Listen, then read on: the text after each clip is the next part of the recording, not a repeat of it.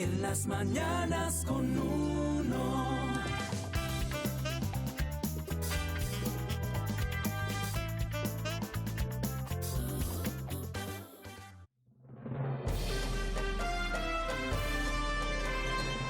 Como les decía, me encuentro ya con mi invitado. Carlos Arévalo me acompaña a esta hora para hablar de una manera más simple lo que ha pasado en la Corte Internacional de Justicia y que usted lo entienda de una manera más clara. Carlos es abogado, profesor, presidente de la Academia Colombiana de Derecho Internacional y ha sido consultor del Estado. Carlos, gracias por acompañarnos. Un gusto poder estar con ustedes. Los colombianos hemos recibido desde ayer esa noticia que al parecer es de impacto, pero muchos todavía no tienen claridad sobre realmente cuáles son las demandas ni qué ha sido lo que ha ocurrido. ¿Qué ha pasado? Bueno, lo importante es tranquilizarnos. Hasta ahora la decisión que se tomó fue que la Corte dijo que era competente para estudiar de fondo los casos. Los dos casos son una demanda que presentó Nicaragua por la violación, alegando que Colombia violó los derechos marítimos que fueron reconocidos a este país en la sentencia del 19 de noviembre de 2012. Y la otra demanda es una demanda en donde Nicaragua pretende que le sea reconocida por la Corte el derecho a una plataforma continental extendida. Carlos, recordémosle a los colombianos qué quiere Nicaragua. Nicaragua lo que quiere es que la plataforma continental, que se le reconozca la plataforma continental extendida. La plataforma continental es el lecho o subsuelo marino, que es un concepto geográfico, pero que ya se ha vuelto un concepto jurídico. Y como concepto jurídico es un derecho que va hasta las 200 millas náuticas. Ese es el derecho que en este momento tiene Nicaragua y ese es el derecho que han reconocido la mayoría de los estados. Nicaragua lo que quiere es que se le reconozca una plataforma continental de hasta 350 millas náuticas, es decir, más lecho, más subsuelo. ¿Cuál es la posición de los raizales de San Andrés? Los raizales de San Andrés están muy preocupados con el tema porque claramente el lecho y el subsuelo marino no puede, digamos, se pueden generar ahí explotaciones de petróleo, de recursos naturales y eso puede afectar la pesca. Y por supuesto, eso complicaría mucho más la situación de ellos en la isla de San Andrés o en el archipiélago de San Andrés, porque si delimitan no solamente el lecho marino, el subsuelo, sino además el mar que correspondería a esa plataforma continental, estarían aún más rodeados de mar nicaragüense. Hoy el presidente Santos dice que va a intentar hacer un tratado internacional con Nicaragua, pero ¿por qué entonces se acude a la Corte Internacional de La Haya y no desde un principio se trató de dialogar o establecer una relación directa con Nicaragua? Eso es algo que no se entiende, es una de las críticas que se le hizo al gobierno con el fallo del 2012, porque ¿por qué esperamos hasta que se presentara ese fallo en el 2012? Que claramente fue negativo para los intereses colombianos y no se negoció antes, evitando que llegara el caso a la Corte. Pero ahora, en cuanto a estas nuevas decisiones, la Corte tuvo eso en consideración. La Corte dijo que reconocía que Colombia y Nicaragua estaban teniendo negociaciones, pero citando las declaraciones dadas por el presidente donde decía que el fallo era inaplicable, declaraciones hechas por el Ministerio de Relaciones Exteriores y el decreto 1946 que delimita unilateralmente las zonas contiguas en el mar, la Corte dijo, consideramos que ahí sigue existiendo un problema entre los dos países y ese problema tenemos que entrar a solucionarlo. Sí, históricamente en La Haya se han tocado otros temas de Estados Unidos, de Francia, de Irlanda, no ha pasado nada, no ha habido sanciones, posibilidades de que nuestro país reciba sanciones.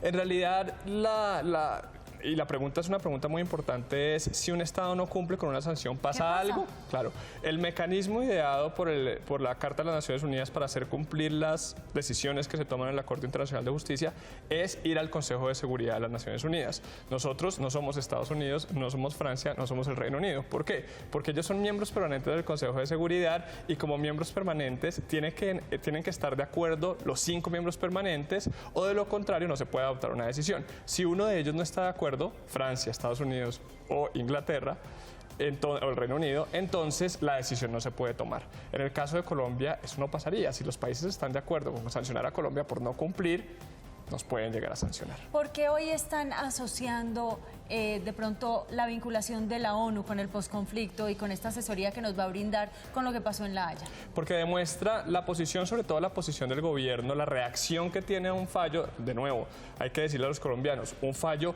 que no toca nada de fondo, que no hemos perdido ni ganado nada, que simplemente dice la Corte, yo soy competente para estudiar esto. La reacción del gobierno es una reacción de, ya no voy a ir a La Haya. ya no voy a volver, yo no voy a comparecer, yo no voy a participar, yo voy a dejar que el proceso siga solo sin dar mi opinión. Y claro, un poco desacatando y criticando la posición que tomó la Corte Internacional de Justicia. Y es ahí donde tiene relación con el tema de la veeduría de las Naciones Unidas al proceso de paz, porque resulta incoherente que a nivel internacional el gobierno diga, confío en el Consejo de Seguridad para que verifique el cumplimiento de mis acuerdos de paz, que es un órgano principal de las Naciones Unidas, y al mismo tiempo a otro órgano principal de las Naciones Unidas, que es la Corte Internacional de Justicia, le diga, yo no creo en usted, usted es arbitraria, usted no respeta el derecho. ¿Pero a Colombia se le acabaron las posibilidades de actuar frente a otro organismo internacional?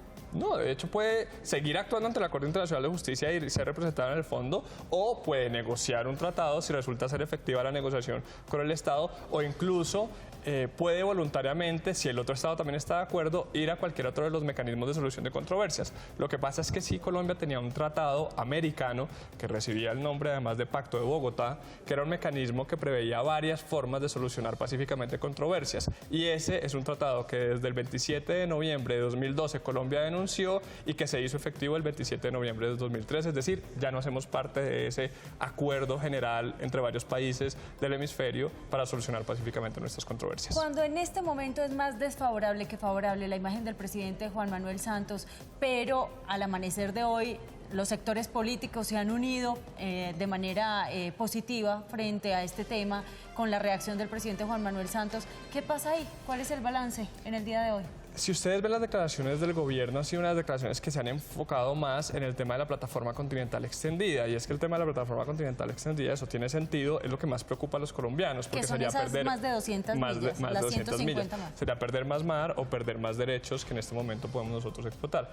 Pero ¿cuál es el problema? El problema es que también hay otro caso que dice, Colombia, usted está violando los derechos de Nicaragua. Y lo que dice Nicaragua es, si usted, Corte, demuestra que Colombia viola mis derechos marítimos reconocidos en esa sentencia, entonces usted tendrá que generar una responsabilidad para Colombia. Y esa responsabilidad significa una reparación. Y por lo que dijo la Corte ayer, la única razón por la que tiene competencia es por la actuación que ha tenido el gobierno del presidente Santos frente a esa decisión del 2012. Entonces, una responsabilidad política que en la sentencia del 2012 era difusa porque el caso lo presentaron en el gobierno del presidente Pastrana, estuvo en la Corte durante el presidente Uribe y finalmente le tocó asumir la decisión al gobierno del presidente Santos. En este caso, que la Corte haya admitido esa demanda de Nicaragua, sí tiene un único responsable, el gobierno del presidente Santos y su actitud frente al cumplimiento del fallo. ¿Qué pasa con la canciller, que ha dicho que tiene ya la renuncia puesta sobre el escritorio del presidente Santos, que si se tiene que ir a causa de lo que ha pasado, pues que está dispuesta a hacerlo? Pero ¿hasta dónde es la responsabilidad de la canciller? Porque hace poco en nuestros boletines informativos decía el ex vicepresidente Santos que nos hace falta reforzar nuestra política exterior. Bueno, lo primero que hay que decir es que la canciller es una mujer supremamente capaz, ha sido una diplomática muy destacada y muy reconocida en la comunidad internacional como tal en los distintos puestos que ha ocupado. Luego no es una persona que sea nueva en esto. Lo que a mí me preocupa es si efectivamente nos falta una política exterior clara, y esa política exterior ¿agresiva? Que debe ser no agresiva, pero sí mucho más fuerte en algunos aspectos. Por ejemplo, Colombia nunca ha tenido un juez ante la Corte Internacional de Justicia. Teniendo personas que podrían haber estado en esos cargos, nunca lo hemos hecho. Con muchas dificultades tenemos hoy en día un representante de la Comisión de Derecho Internacional, que es el órgano de hacer el derecho internacional en el mundo. Y en muchos de los tribunales nosotros no participamos. Entonces es muy importante que la política exterior también nos lleve a participar en esos espacios en donde es trascendental que Colombia dé su opinión, dé su voto y sobre todo marque cuál debe ser la pauta de sus intereses como Estado. Ahora, si debe renunciar la canciller o no, yo creo que eso es una pregunta muy política. Normalmente, pues la canciller, más allá de ser la canciller, es una ministra, y los ministros, una de la función triste que cumplen es, sea buena o mala su gestión, asumen la responsabilidad política para liberar al presidente de la misma. Habrá que ver si en este caso se presenta, para no afectar la responsabilidad política del presidente, que sea la canciller la sacrificada. Hace una hora exactamente aterrizó el presidente Juan Manuel Santos, o está en viaje en este momento hacia San Andrés. ¿Cuál sería el objetivo de reunirse con el gobernador y el alcalde y los raizales? Yo creo que lo que está haciendo el presidente es simplemente que esto, que claramente tiene un costo político, se minimice lo máximo. ¿Cómo? haciendo declaraciones fuertes en donde llame a la unidad nacional, saliendo con representantes de las distintas bancadas para llamar a la unidad nacional, yendo a San Andrés para mostrarse como alguien cercano al pueblo, también para convocar esa unidad nacional en torno a él y que su imagen no se vea afectada por esta decisión. Pero lo cierto es que el presidente tiene que tener mucho cuidado en cómo esas declaraciones o esas actitudes que son absolutamente políticas y tienen solo intereses políticos no vayan a perjudicar los aspectos jurídicos, porque precisamente eso es lo que la lectura del fallo de ayer de la Corte nos mostró, que las declaraciones que hace el presidente, que las cosas que dice, de pronto con un poquito de populismo y para evitar que sea satanizado o golpeado por la opinión pública, generan unas consecuencias jurídicas muy graves. Y en este caso ya nos estamos exponiendo a que no solo hayamos perdido mar con Nicaragua, sino que nos toque pagarle a Nicaragua por haber perdido ese mar, que serían las reparaciones consecuencia del incumplimiento. ¿Era previsible ese fallo? Muy previsible.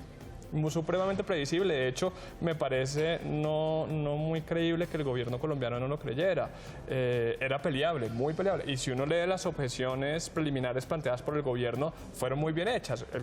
Colombia tiene un muy buen equipo, ¿no? Liderado por abogados de altísimo nivel a nivel internacional, que son muy buenos. Entonces, fue una buena defensa, que esa es una de las preguntas, si nos defendimos mal. No, fue una buena defensa, eran puntos difíciles de ganar. Pero era muy predecible que la Corte iba a fallar como falló. De hecho, alcanzamos a inestabilizar la decisión de la Corte. Fíjense que la decisión frente a asumir la competencia para la plataforma continental extendida que solicita Nicaragua fue una decisión que quedó 8-8, es decir, empataron los magistrados de la Corte y tuvo que decidir el voto del presidente de la Corte, algo que no se hacía hace muchísimo tiempo en el derecho internacional. Entonces, eso demuestra que nos defendimos bien, tenemos que seguir defendiéndonos. Carlos, muchísimas gracias. No, con ustedes, un placer poder estar acá.